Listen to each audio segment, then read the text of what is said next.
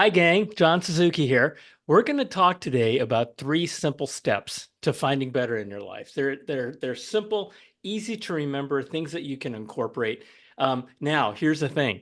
Simple does not mean easy, but that's okay. I'll talk with you about that in a little bit. Welcome to our Finding Better podcast. My name is John Suzuki, and I am your host. And we're going to talk today about some thoughts and ideas that have worked really, really well for me that could work really, really well for you. So I'm just going to tell you right away and straight up. Oh, before I do that, this book, American Grit. Remember, it is now online on my website, johnsuzuki.com. Go there. You can download the ebook for free. Okay, so it's really, really good stuff. All right. So what am I talking about when I talk about these three simple steps? Here they are. Number one, set your mind to do better because you can. Okay, it's all about you. It's all about you and your mindset. Number two, decide what you want. Decide what you want. Once you set in your mind, decide what you want. You know, if you're going someplace on vacation, how do you know what roads to take if you don't know where you're going? Right? Number three, commit to you. Commit to those goals. Commit to what you want in your life and go work your ass off. Okay? Pretty simple. So, what do I mean by setting your mind to do better? Because you can. You know, I recently heard that in all of time, we live in a world which is objectively better than it's ever been and subjectively worse than it's ever been. Isn't that weird? So, what do I mean by that? Objectively, when you think just about the first 100 years, before 100 years ago, for thousands and thousands and thousands of years and 100 billion people, they didn't have air conditioning. They didn't have plumbing like we do today. They didn't have heating. And they didn't have the kinds of opportunities and the kind of world that we live in.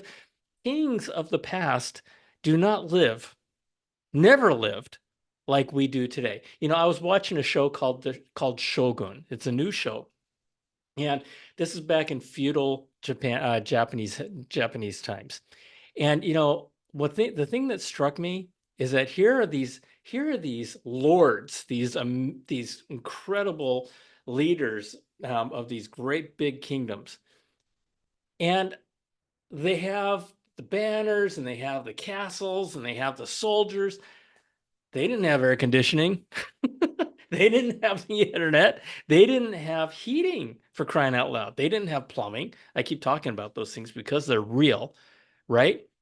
And so today we live in a world which is objectively better than it's ever been, but subjectively the worst it's ever been for a lot of people. And so this is why it's really important to set your mind right, to understand what's out there and what's available to you, because objectively, it's better than it's ever been. And, you know, the idea of resetting your mind, you know, self-talk really does make a difference. You know, when I say to myself, I'm happy, I'm strong, I'm loved, you know, it triggers different feelings. I mean, totally, both consciously and subconsciously. When I say to myself, you know, I live in a world of abundance, as opposed to, boy, there's just no opportunity out there for me, right? Of course, there's opportunity out there for you. So if you live with a mindset of abundance, that there's all this opportunity out there, all these things you can do. You have the choice, you have the freedom, you have the mindset, right? You have the ability between your ears. You've got this brain, which is the greatest supercomputer ever invented.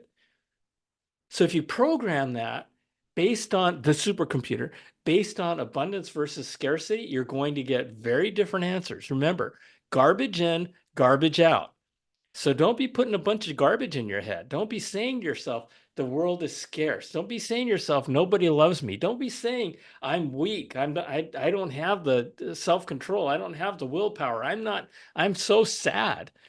That you're programming your supercomputer. Okay?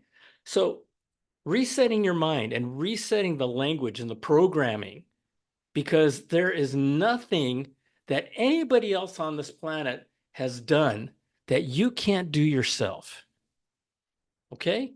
That's hugely important for you to understand. So that's what I mean by mindset, setting your mind. What do I mean by deciding on what you want?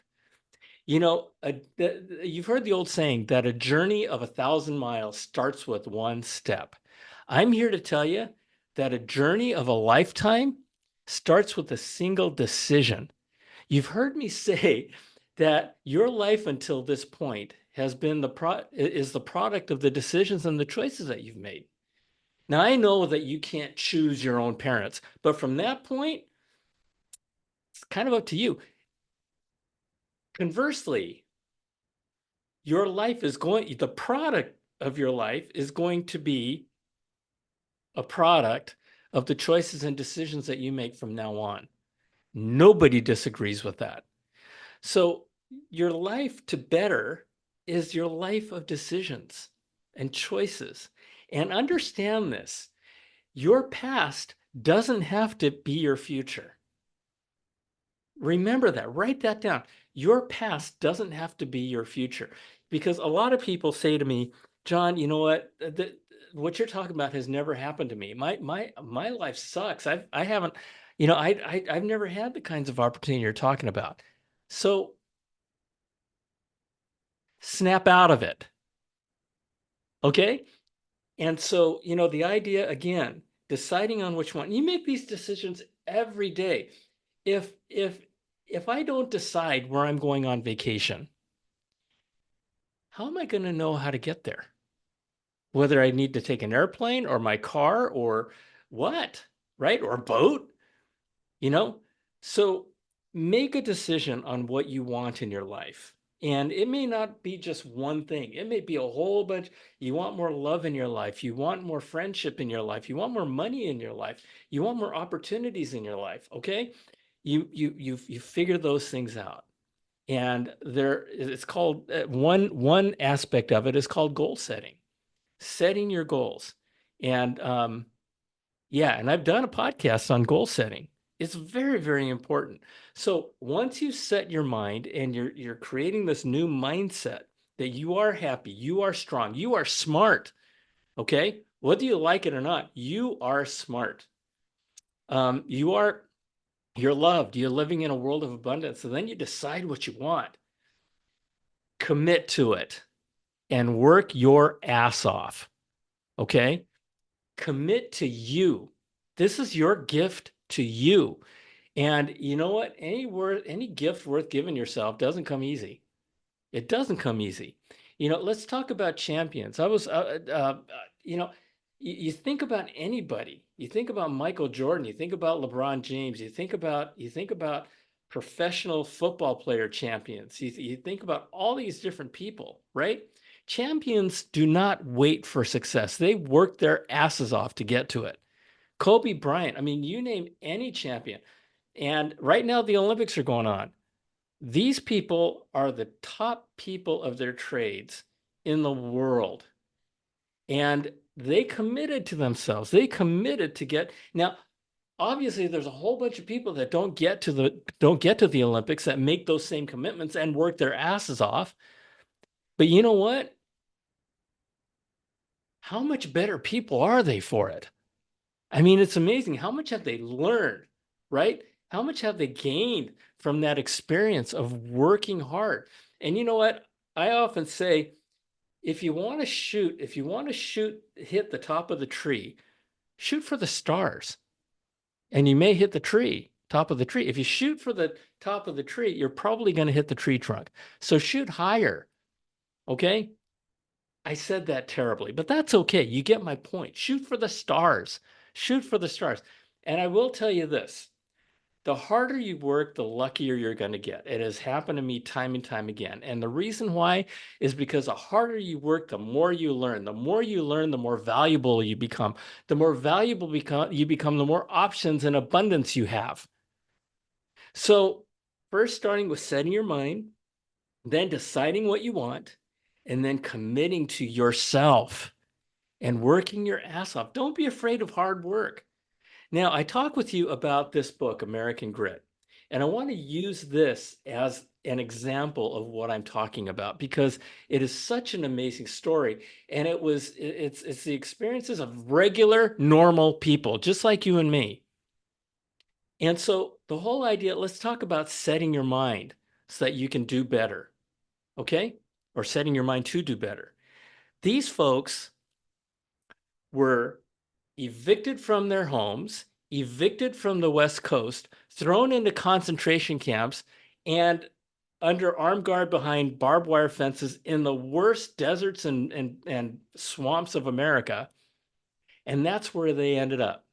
These were Japanese Americans during World War II, and this is during a time when they were thrown into American concentration camps, scattered all over the United States. Okay? Now, life doesn't get much worse than that. Here you are stuck there. You are a prisoner for doing nothing more than being of Japanese ancestry. And holy cow. So what did they do? And the experiences that they had were crazy. It was a crazy time. And you and I have to make sure that we do our part so that this kind of experience never ever happens again. But lest I digress. They end up in these concentration camps and they're sitting there going, some people committed suicide. Some people succumb to victimhood and they blame the United States. They had plenty that there was plenty of blame to go around. But there was a group of people, a group of men who decided, you know what? I'm not going to blame anybody for what's going on. I'm going to take responsibility with where I am in a concentration camp, and I'm going to do something about it because I know we can, right? And so what did they do? First of all, they made their lives more comfortable. Everybody came together, created communities, created baseball teams, hospitals, doctors' offices, police stations, all these things. And in this concentration camp community to make life better. Okay? They set their mind. And then what they did was that number two, they decided what they wanted. So first of all, they had this mindset that here we are, let's make things better because nobody else is going to do it for us. Let's do this. And let's take responsibility for where we are right now. Let's be champions of our own life. Now, like I said, there were people who committed suicide, but then there were a whole bunch of people that said, you know what, we're going to do better because we can. And so they decided what they wanted. Now, a group of people, what did they want? A group of people wanted the hell out of those concentration camps. And so they decided that they needed to find a way to prove their loyalty to the United States of America, to prove that they were just as deserving of being American citizens as anybody else. And so one of the things that they found was an opportunity. In this world of massive scarcity, they found this opportunity because they had decided that that's what they wanted, a better life and to get the heck out of those camps. And so they decided to join the United States Army, the same army that put them and their families in those camps, and the same army that kept their families in those camps when they went off to war. And many of them died. And so they had made this decision and then they came up with these ideas, came up with opportunities. And the one opportunity they came up with was to join the United States Army and fight America's enemies, fight discrimination it was terrible. It was terrible. And so they decided. And so what then happened? They made a commitment. They made a commitment to themselves. They made a commitment to go and work their asses off for their persecutors, for the American government, for the United States Army. And they went off and they kicked ass. They became part of the 442nd Regimental Combat Team. And that combat team went on to become the most decorated war unit in the history of the United States for its size and duration. Unbelievable. The guy I write about, he was awarded 6 Purple Hearts. And you get a Purple Heart when you get blown up or shot. He got 6 of them. Okay. And he got a Silver Star, Bronze Star. Unbelievable story. And what was the result of all that? Well, first of all, the result of all that was that a whole bunch of these guys got killed and they got injured. But they came out of the war as heroes. And their example helped it made America better for generations to come. I'm still living the benefits of their heroism. All of us are. And so when you think about yourself and you think about your life and you think about these three simple steps of setting your mind, of deciding what you want and committing to it and working your ass off and making it happen. Some guys died for that and lost everything, right? I'm not suggesting that you do that. But the idea being that you can make your life better. Fight for it. Fight for it. The other big thing about these people is that they refused to blame others. You know, when you blame others for your circumstances, you are giving away your personal power. You are saying you're the problem, I blame you, and so you're saying that there's nothing you can do about it. That's what you're telling your mind. But when you say, you know what? I am not going to blame anybody. I'm not going to be anybody's victim. I'm going to go do this for me. And you know what? Damn the torpedoes. I don't care what other people said. This is the right thing for me. It's the right thing for my family. Wherever you are economically, socially, whatever, if you want to get out of there, you can. And I'm going to give you one last secret. Okay? If the people who you surround yourself with are not supportive of what you want in your life, find new people.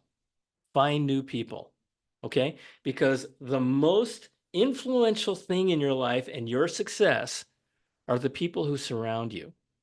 I've always said I've always believed in the idea, and I've always been blessed with it. But the idea being to always surround yourself with people who are better than you are. Okay? Now, here's the one thing that you need to understand about that. If you want better people to surround you, you have to work to make yourself better for them too, right? It's a two-way street. But you can do this. And in this world today, I know that there's so much terrible messaging out there going on, especially through social media. I'm here to tell you that you can do anything, okay? You are loved. You are appreciated. Whether you think about that, whether you believe that or not is irrelevant. Well, it's not irrelevant because I want you to believe it too. But I'm telling you as a fact, you are loved. You are smart. You have the resources in yourself to make things happy. Make yourself happy. Do it right now, right? You are strong. You are living in a world of abundance, whether you think so or not. Change that mindset and tell yourself, look around wherever you are. If you're in a 10 by 10 walled room, if you're in prison, sorry, you can find abundance. You can find abundance. You just have to look for it. Okay. And so outside of that, and outside, I mean, think about these guys in prison. They were in the concentration camps for crying out loud. Okay. So you can do this. You can do this. Set your mind, decide, commit. And I'll tell you, and surround yourself with people who are supportive of what you want to do. And if you don't have those people around you, go find them. Okay? Because that's going to make a huge difference in your life. I know everybody's got something in their life that they want to make better. You can. And I understand that some of you out there are in tougher spaces than others, right? And so, but check it out. Think about it. Okay? And I think you'll find better. So with that, remember this book, you can get it at johnsuzuki.com, johnsuzuki.com. You can download the ebook for free. So check it out. Listen, I love you. God bless you. And here's to living better. See ya.